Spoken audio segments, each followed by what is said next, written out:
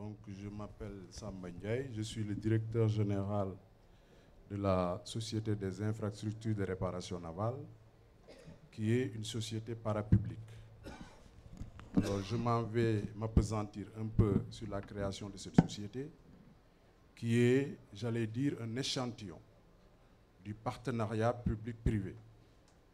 Il a été créé en 1999. Cela démontre qu'au Sénégal, ce n'est pas d'ailleurs la première entreprise parapublique créée. Ça a été créé en 1999. Donc cela démontre qu'au Sénégal, le partenariat public-privé est une culture.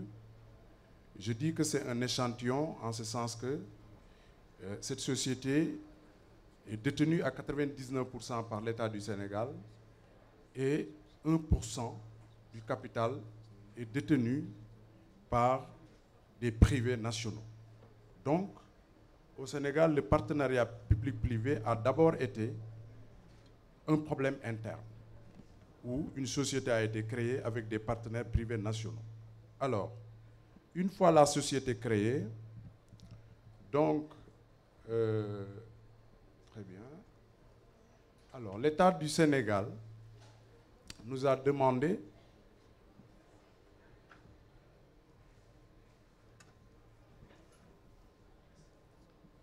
excusez-moi, c'est le machin qui traîne un peu. Voilà. Alors, je le disais tantôt, créé en 1999, donc l'État du Sénégal qui avait mis en notre possession un très important patrimoine de réparation navale qui contient entre autres un dock flottant, qui est quand même un patrimoine rare en Afrique, et d'autres infrastructures. Donc cet État du Sénégal nous a demandé, dans le cadre du partenariat public-privé, de trouver un partenaire qui puisse bénéficier de ces infrastructures-là pour gérer la réparation navale au Sénégal. Nous avons la CIRN, quand je dis nous avons, la CIRN a lancé un appel d'offres international et nous avons pu avoir un partenaire stratégique portugais, en l'occurrence l'ISNAV International, qui, donc, dans le cadre d'une convention que nous avons signée, d'une convention de concession, a créé une société qui s'appelle Dakarnav. Donc Dakarnav est une société issue du partenariat avec la CIRN, qui est une société parapublique sénégalaise. Donc voilà un modèle de partenariat public-privé. Alors, Dakarnav, qui, à l'entame de ses activités, faisait un chiffre d'affaires de 4 milliards, soit 8 millions d'euros, en 2004, disais-je, a fait en 2012 un chiffre d'affaires de 20 millions d'euros. Donc cela démontre à suffisance que, en tout cas pour cet exemple de partenariat public-privé, les choses marchent très bien. Alors, puisque tout va bien, l'État a mis en place une nouvelle politique qui va consister maintenant à faire de la construction navale une réalité. Parce que nous maîtrisons aujourd'hui avec notre partenaire le domaine de la réparation navale, on s'est dit, pourquoi ne pas sauter sur l'occasion pour aller de l'autre côté du même secteur, c'est-à-dire la construction navale.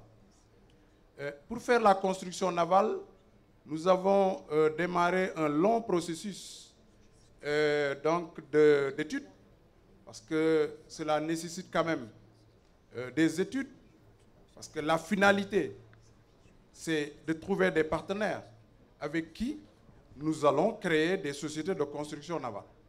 Donc pour cela, nous avons fait des termes de référence pour définir les objectifs du projet. Après avoir élaboré les termes de référence, nous avons fait une enquête de terrain. Pour nous, c'était une étape fondamentale. Nous allons faire de la construction navale pour qui? On le verra tout à l'heure. Mais je pense que les acteurs qui auront été identifiés doivent être contactés, doivent être impliqués pour que, en définitive, quand on aura mis en place ces sociétés-là, que les acteurs, donc les consommateurs, puissent avoir accès aux produits qui vont émaner de cette production.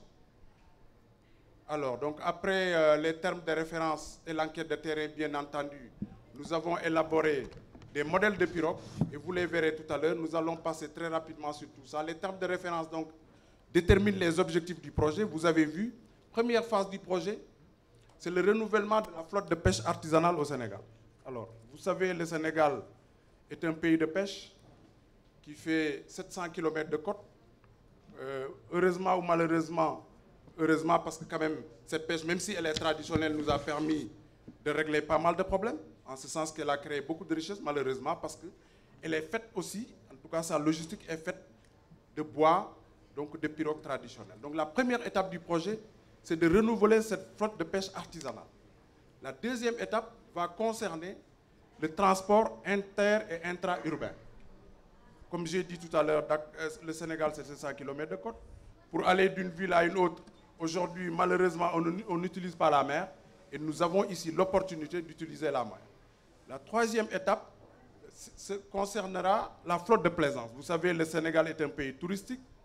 Monsieur le Président Lo le disait tout à l'heure, qui est connu pour sa stabilité. Donc, il devrait mettre en avant ses avantages ou ses atouts touristiques. Donc, nous avons estimé que la troisième phase du projet pourrait concerner la flotte de pêche, la flotte de plaisance. Monsieur Ndiaye, on déborde déjà d'une demi-heure. Alors, très bien. C'est très intéressant parce qu'en fait, c'est une application concrète et c'est une application dans le cadre d'une entreprise publique locale. Et ça, c'est tout à fait intéressant.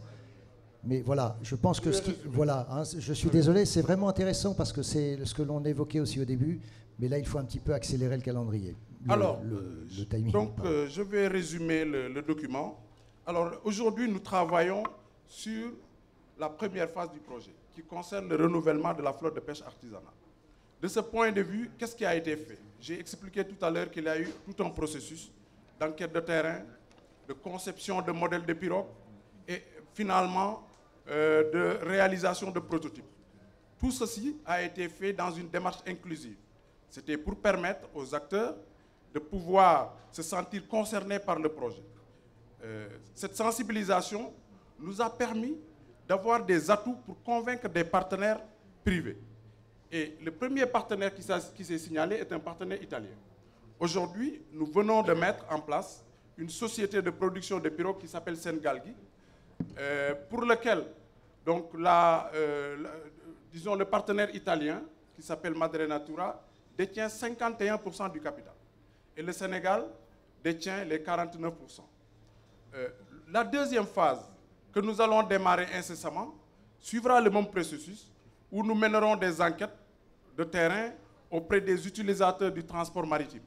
L'objectif donc, de cette deuxième phase, ce sera de trouver des partenaires privés avec lesquels nous allons créer des sociétés de production de bateaux de transport. En fait, le soubassement de tout ce travail, c'est le transfert de technologies. Parce qu'avec la société italienne, le Sénégal a donné l'opportunité, d'abord, disons du point de vue industriel, va donner le site et le partenaire va donc mettre en place les financements de ce projet-là. Donc dans la deuxième étape, notre venue ici en France, justement, c'est aussi de convaincre les Français avec qui nous avons un partenariat séculaire, avec qui nous avons un partenariat économique très important. Donc de saisir cette opportunité-là aussi, à travers les industries navales que nous connaissons à Saint-Nazaire ou un peu partout, pour, donc, en coopération avec la société que j'ai l'honneur de diriger, créer aussi des sociétés qui vont faire le transport maritime. Donc je pense que, mesdames, messieurs, vous avez là l'opportunité de venir au Sénégal faire des investissements dans le secteur naval, qui est un secteur vierge, dans un pays où vous avez 700 km de côte, donc, et dans un pays où vous avez la stabilité du point de vue politique. L'autre avantage majeur qu'il ne faut pas négliger, c'est que Monsieur le Président de la République, Macky Sall, a fait de la bonne gouvernance son cheval de bataille. Je pense que dans le partenariat public-privé, c'est quelque chose de fondamental. Il faut que les ressources financières, en tout cas les ressources de façon générale, soient optimisées.